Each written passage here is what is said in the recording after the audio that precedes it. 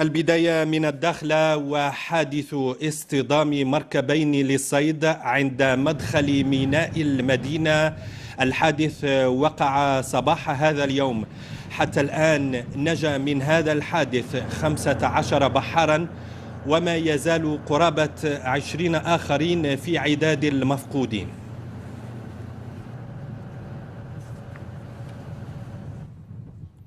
ولمزيد من الإيضاحات معنا مباشرة من الداخل زميل زكريا أيت عبد المجيد. زكريا، كيف وقع هذا الحادث وما هي ملابساته؟ نعم كنسمعك مزيان.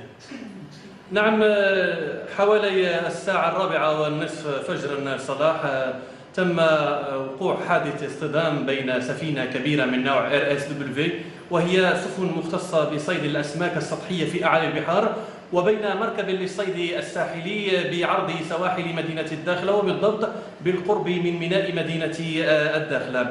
هذا القارب أو هذا المركب المختص في الصيد الساحلي كان على متنه حوالي 30 بحارا، حيث تم اصطدام هذين المركب مع السفينة مباشرة، وعلى متنه حوالي 30 كما قلت. تم غرق المركب مباشرة بعد وقوع الحادث، وتم انتشال حوالي 18 بحارا مباشرة بعد وقوع الحادث من قبل مراكب كانت بالقرب من مكان الحادث.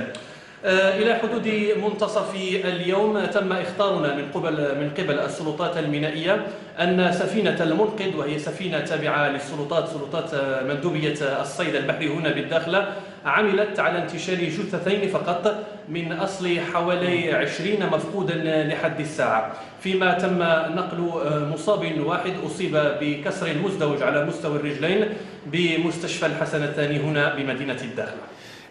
إلى حدود الآن هل تتواصل عملية البحث عن المفقودين؟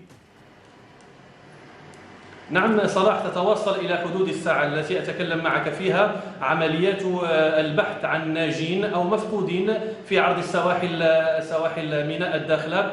السلطات كلها مجندة للبحث عن ناجين، سلطات يعني الدرك الملكي والبحرية الملكية والسلطات المينائية، وطبيعة الحال على رأسها السلطة المحلية، حيث تعمل سفينة المنقذ وهي تابعة للسلطات المينائية هنا على إجلاء الجثث أو البحث عن ناجين وسط عرض سواحل البحر هنا قبالة السواحل مدينة الداخل.